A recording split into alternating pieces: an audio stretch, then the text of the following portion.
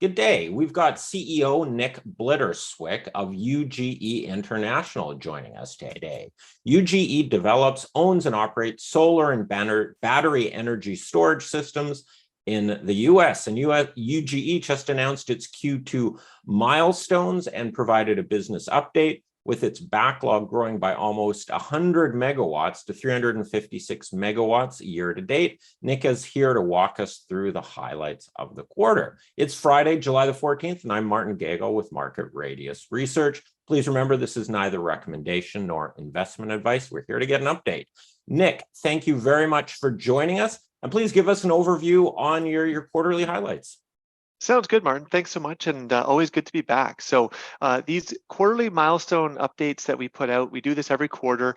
The most important part of our business as we continue to grow here is the tracking of our projects as we win new projects, as we move them through the different stages towards commercially operational projects. And so, from that perspective, this year has been a real kind of game changer for UGE in terms of the number of projects we're building out and that will become operational through the rest of the year here.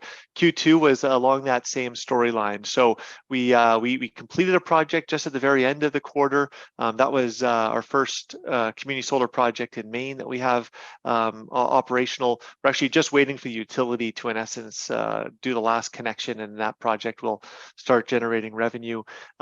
We had two other projects at NTP. NTP, as a developer of these projects, is in essence when you've earned all of the value from developing these projects, and so NTP is along with commercial operation, really the two most important milestones for us. So we had two projects hit that stage.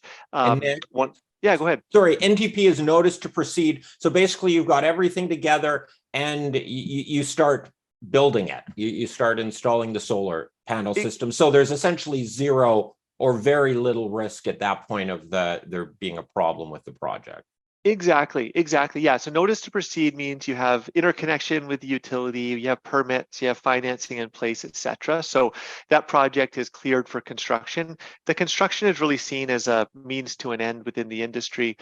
If you're a developer selling projects, then what you sell a project for at NTP versus COD is virtually the same. There's just not that much difference from that perspective. So that speaks to why that's such an important milestone for us. All right. And then, so we had two projects hit at NTP milestone in Q2. I think for those following the company closely, you'll know that we have a number of other projects that are very close to NTP, including some that we were hoping to squeeze into Q2 that are now into the sort of July-August timeframe. So we have a number of other NTPs coming up here in the near future. And then this is all against a backdrop of an industry that continues to grow really, really quickly, especially in the wake of the Inflation Reduction Act from August of last year. So, we had a goal to add 100 megawatts of backlog this year. We added 96 megawatts in the first two quarters of the year. So from that perspective, we're expecting to blow away our goals from that perspective. And just to sort of further allude to that, our Stage 3.0, which is our projects where we have a contract, we have site control, we're able to develop a project, but they're not into the backlog yet. That grew to 605 megawatts by the end of Q2. So that's a pretty strong indication that we have a lot more coming down the pike here that'll become backlog in the not too distant future as well.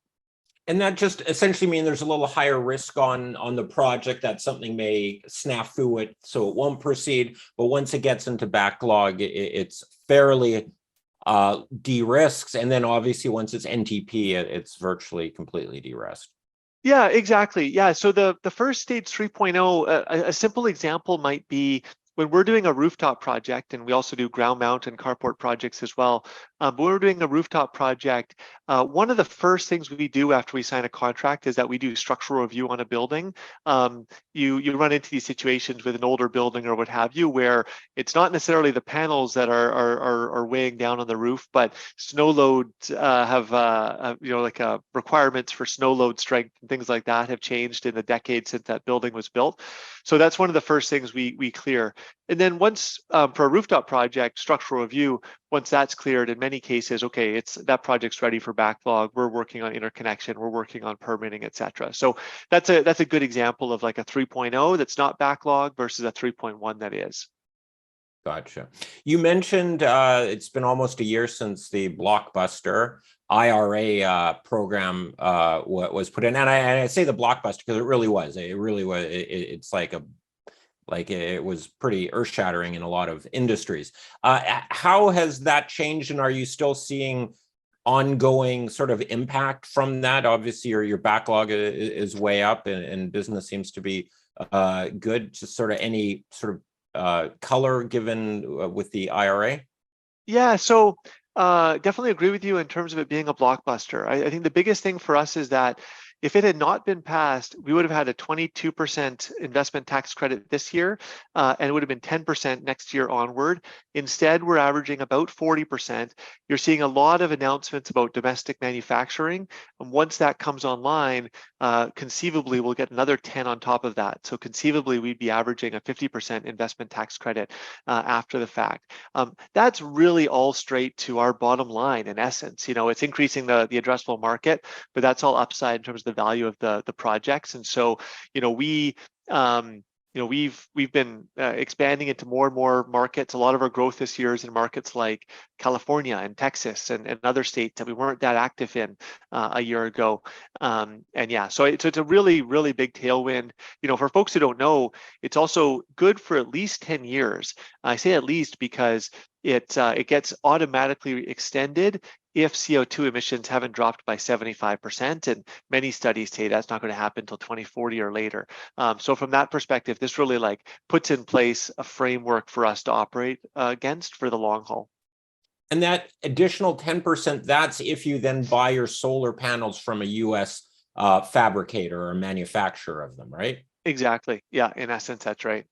All right. You also mentioned that you're targeting 25% of your offtake to be with low, medium income homeowners or residents or LMI. Why is that a goal? What's the purpose of that? Yeah, there's really at least two aspects to it. Number one is, you know, our mission statement is to democratize renewable energy, and in essence, what we mean by that is provide energy access to anybody who wants to buy renewable energy. The other side of that coin is that the Inflation Reduction Act and a lot of the community solar programs in states, they also really promote providing energy access to low and moderate income communities. And if you think about it, those are people who don't own their house, maybe they live in an apartment or whatever. They have no means to actually generate solar themselves, but through community solar, we can sell them the energy credits from those systems at a discount to their grid rate, and we can provide them both cleaner energy and at a cheaper rate. Through the Inflation Reduction Act, that means that we're getting a higher tax credit as a result. And so in doing so, that's partly why, you know, the 30% base rate for the ITC, that's why we're averaging about 40% right now, is because of things like that. All right. You increased your backlog year to date in the first 6 months by almost 100 megawatts. Should investors be looking for you to add another 100 megawatts in the back half of the year, or was just a little bit pulled forward? Since the 100 megawatt goal is pretty much a gimme now, what should we be expecting for the rest of the year? Yeah, you know, I think that's the message we're giving to our team is don't let off the gas. You know, we see just a tremendous amount of opportunity out there, and we continue to expand our tentacles across the country here. So I'm not going to explicitly say we're going to add another 96 megawatts in the second half, but you can get the sense that's what we're telling our team to do. All right. Great. Well, I think we hit the high notes of the news release. Sounds like a solid first half of the year. Anything else you want to add before we wrap it up? No, you know, thank you again, Martin, for having us on, and yeah, we'll keep our heads down here and look forward to sharing more news as the months continue to go on here. All right, Nick, thanks a lot for joining us. Thanks, Martin.